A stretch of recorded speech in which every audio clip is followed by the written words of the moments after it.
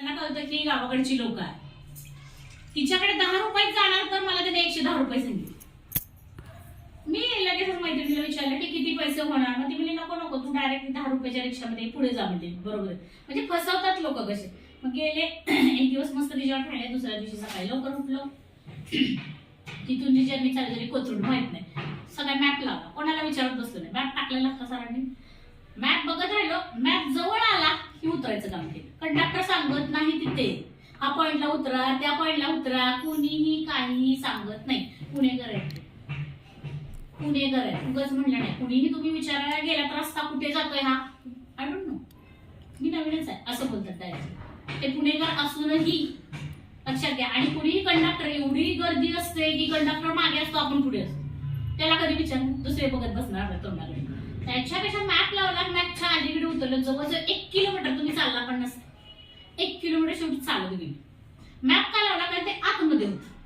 त्यामुळे आतमध्ये तर काही बस जाऊ शकत नाही. जिथं स्टॉप आहे तिथून मग 1 किलोमीटर चालत गेलो. फर्स्ट डे होता. फर्स्ट डे मध्ये गेलो. फर्स्ट लगेच पहिल्यांदा फी जमा केली त्यांनी. स्टार्टला गेल्या गेल्या फी जमा केली.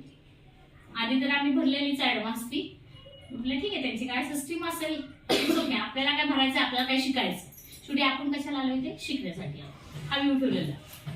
आणि त्यानंतर मग सगळ्यांच्या ओळखी होत झाल्या. ही कुठली, ती कुठली, ती कुठली. सरांनी इन्क्वायरी केली. प्रत्येक मुलींचे व्हिडिओ काढले. कुठून आलात तुम्ही, काय करताय तुम्ही सध्या, प्रत्येक जणांचे व्हिडिओज घेतले सर. मग फर्स्ट डेला थोडंसं अवघड झालं स्टडी वगैरे करायला, फार टीचिंग करायला वगैरे फार वेगळं वाटलं जरा रुटीन वगैरे. आणि नंतर मग दुसऱ्या दिवशी सगळे रुळले एकमेकांमध्ये, सगळे मिक्स झाले. म्हणजे जास्त पुणेकर मुली बोलतच नव्हत्या.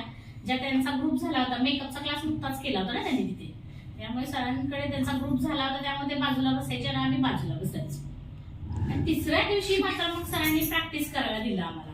मग त्याच्यामध्ये शिंदेशाही शिकवली. जी आपली ब्राह्मणी साडी आहे, ब्राह्मणी साडी युट्यूबला वेगळी दाखवतात, तिथं टेक्निक वेगळी दाखवली पूर्णपणे. सरांनी इतकी सुंदर दाखवली. तिथे रिंकल्स कसे पडतात हे बेस पासून सगळं सांगितलं सरांनी. आणि त्यानंतर मात्र मग झालं सगळं शिकून. शिंदेशाही वगैरे ती फार किचकट आहे. फार किचकट म्हणजे फार. एका दिवसामध्ये तुम्हाला माहिती आहे, आज तुम्ही एवढं शिकताय. माझ्याकडे 6 महिने झाले, 6 महिने होत आले तुम्हाला, तरी काही ना काही जमत नाही अजून. काय वाटतंय, बघितलं मॅडमकडे जसं व्हिडिओ काढले, येत नाही मुलींनो. प्रॅक्टिस. शेवटी सरांशी मी भांडण केली. म्हटलं आम्हाला 1 दिवस वाढवून पाहिजे सर, मला काही सांगायचं नाही. म्हटलं कारण का तो मोस्ट इम्पॉर्टंट आहे. आमची प्रॅक्टिस नाही झाली तर मी शिकवणार कसं, टीचिंग कसं करणार. सर म्हटले नाही आम्हाला मॅडम हे आहे, ऑर्डर आहे. म्हटले आम्हाला ऑर्डरला त्याचे काय सगळं पॅकिंग करावं लागलं. बघा कसे इग्नोर करतात लोक. आता मूळ जी गोष्ट आहे ना, का देत नाहीत परत त्यांनी यावं आपल्याकडे. मी मला सर आम्ही पैसे भरून आलो इथे, फुकट आलेलो नाही. मग नंतर सर म्हटले ठीक आहे. मग सगळ्याच जणी म्हणायला लागल्या. ज्या नगरची मुलगी होती ती पण म्हटली की ज्या मेन ज्या साड्या आहेत तुम्ही आधी शिकवायला पाहिजे होत्या. त्यांनी काय केलं, ह्या बाकीच्या मुलींसाठी बेसिक शिकवले. बेसिक मुळे वेळ गेला ना सगळा पूर्ण. ते म्हणजे त्यांचा विचार. म्हणजे तुम्ही त्यांची बॅच वेगळी घ्यायला पाहिजे होती. आम्ही एवढ्या लांबून आलोय म्हटल्यानंतर आमची बॅच मेन आम्हाला बेसिक येतच आहे ना सर. म्हटलं बेसिक कोणाला जमत नाही, प्रत्येकाला बेसिक जमतं. सर म्हणले कसं नसतं मॅडम, बेसिक कसं, बेसिक घ्यावंच लागतं आम्हाला. ठीक आहे बरं ठीक आहे म्हटलं, बेसिक घेतलं. मग सरांनी प्रॅक्टिस घेतली आमची, बोलल्याशिवाय काही नसतं. मग सर म्हणले ठीक आहे काहीही करू नका. तरी तुम्हाला काय वाटलं मार्च मध्ये परत या, मार्चची बॅच आहे आमची परत. मग तेवढ्यासाठी परत जाणार का आपण पूर्ण खर्च करून. मुलीनो त्या मुलींचा तर मेकअप वाल्यांचा खर्च 1.5 लाखापर्यंत गेला.